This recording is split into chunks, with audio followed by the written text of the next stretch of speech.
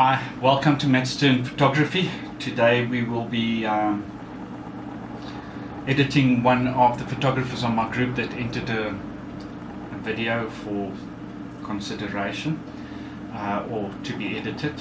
Sorry, I'm still getting used to all of this, so please forgive me, guys.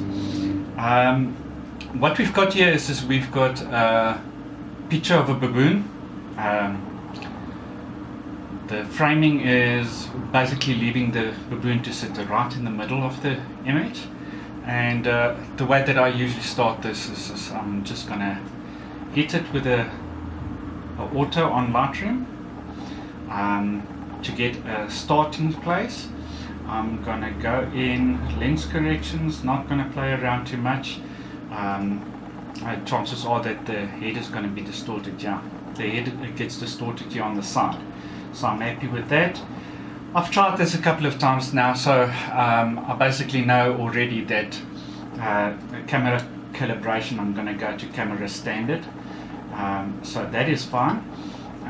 One of the other things that I'm going to do right off the cuff here is I'm going to take this image out to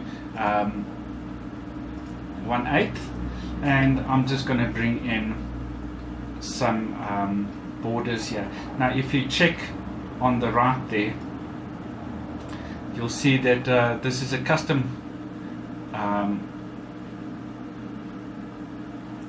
gradient that I created, and this basically just allows me to give a bit of control to the light coming into the image. Just nice and soft on the edges. And what you can see is that, sorry about that, is that I dropped the exposure by -40, dropped the contrast a little bit, and then just regained some highlights. And then we're just going to drop in from the bottom a little bit just to get a little bit of definition back into the image, or detail. And I'm quite happy with that. A person can always go back to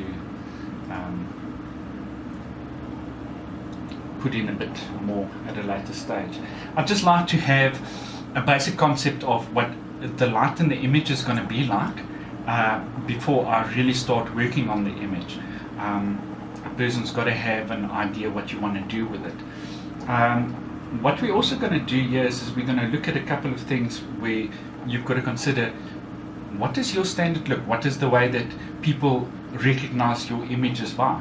And one of the things that I do is I drop the contrast and then at a later stage insert the contrast that I want in Photoshop. So in this case we're going to go to a nice -25. Look, you could have gone back. The contrast that is in there is very nice, and that will serve you well if you just want to do a quick edit. But we're not here today to do a quick edit, so I'm going to pump in the lights a little bit, alright, to about there. Then what I'm going to do is I'm going to turn my I'm going to regain some of the highlights. I'm going to regain quite a bit. I'm going on a -70 here. We're going to regain some of the shadow details. We're going to go to about a +40 there. The image seems very flat, but you must remember that at a later stage we're going to add all these things in. By the way, now seeing myself in the monitor, it's terrible. Forgive this. Don't get time to get to the hairdresser. Alright, there's way too much whites in here. I'm going to bring the whites down a little bit just to get the image where I want it. Now leave it at about a +2. Bump the clarity to about a +15 or 20.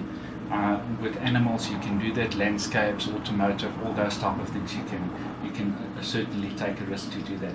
I'm going to bump up the vibrance to about a +20, and then I usually just drop the saturation a little bit. Alright, on the tone curve we're going to be adding regaining more highlight, and then an interesting thing that I do is actually I like to start doing it here, and let's go to about a minus 50 on the black. So basically what I take out from the shadows, I put back with the blacks, but it sort of gives me more control. Sorry, it's so weird seeing myself on the screen. Let me explain the setup here. I've got my DSLR up there, and then I've got a 23-inch LED monitor connected to my DSLR below it. So I can see myself the whole time. It is like speaking to the mirror. Weirdo, yeah. But let's try and do this. The people have asked that I do this. Let's do it. Alright, we're going to take the darks down just one more there, and you see how the image is starting to get a sort of a dimension already. It is starting to show a bit of character.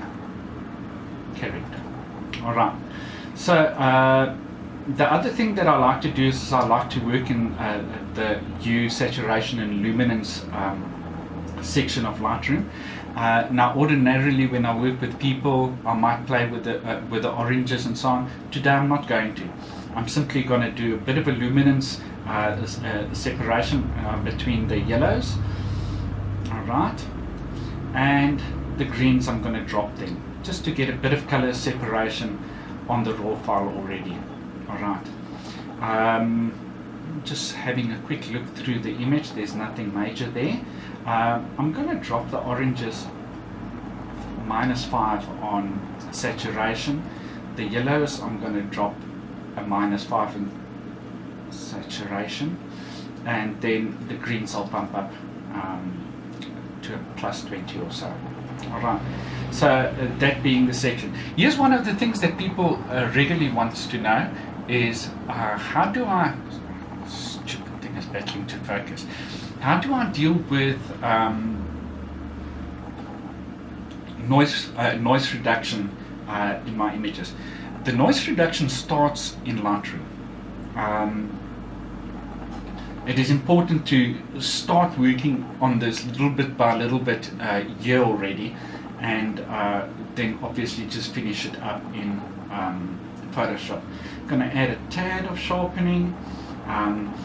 I tend to bring more detail out rather than sharpening, so I'm going to bump this up to about, let's go to, I usually go to up to 70, but let's be a little bit more moderate today, at 50. So masking it, I usually run the mask relatively high. I'm actually going to take it to a 95% mask and then turn up the luminance to about 30. Okay, I don't really know what this does. I just usually put it halfway, and that to more or less halfway.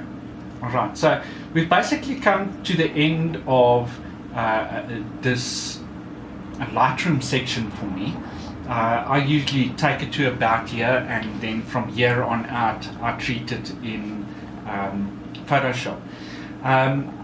White balance is the next thing. One of the things that we can do when we shoot in RAW is to be able to change the white balance of the image at a later stage when we're editing it in Lightroom. So I'm just going to compare as shot versus automatic. Automatic is a bit cold for me. As shot seems to have a bit more to it. Then the next thing that I can do is I can just go over to an area that is in the grayscale, and we can check what that gives us. I like how that warms it up. It is a bit too warm for me though, so I'm going to drag it down and just judge it by eye to about there, and I'll dial back the reds a little bit too. Alright, so all in all, that is what I would do with the image in Lightroom. Look, a person can do a great deal more with this in Lightroom. In fact, you can probably edit the whole image in Lightroom. They've got beautiful tools within Lightroom to be able to do this.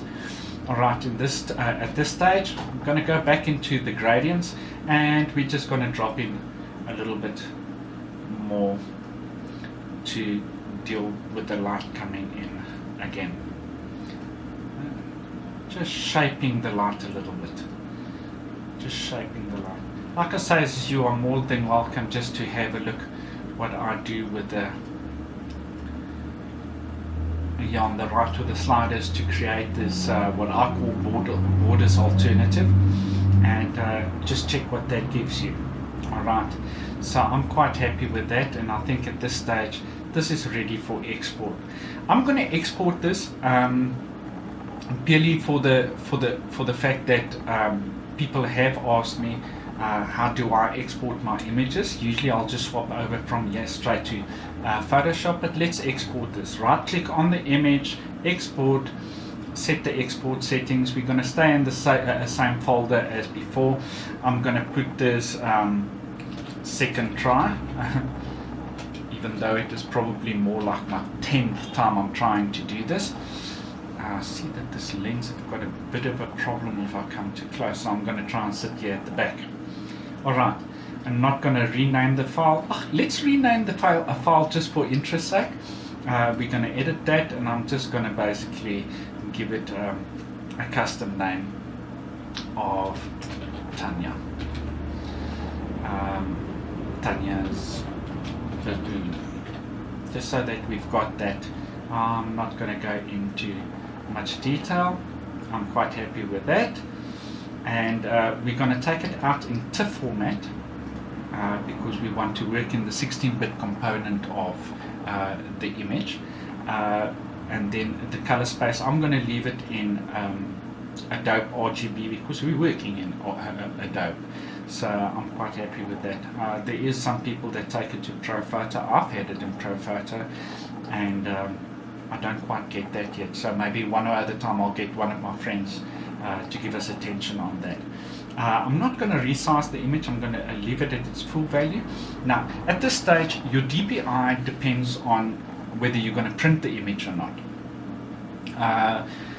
Your standard prints is usually done at around about 300 DPI, dots per inch, and well, pixels per inch. I'm going to set this way up should I want to enlarge it at a later stage, just to make sure that I've got enough dynamic there, or enough there to be able to do that. Not going to do any sharpening, anything. Let's export this.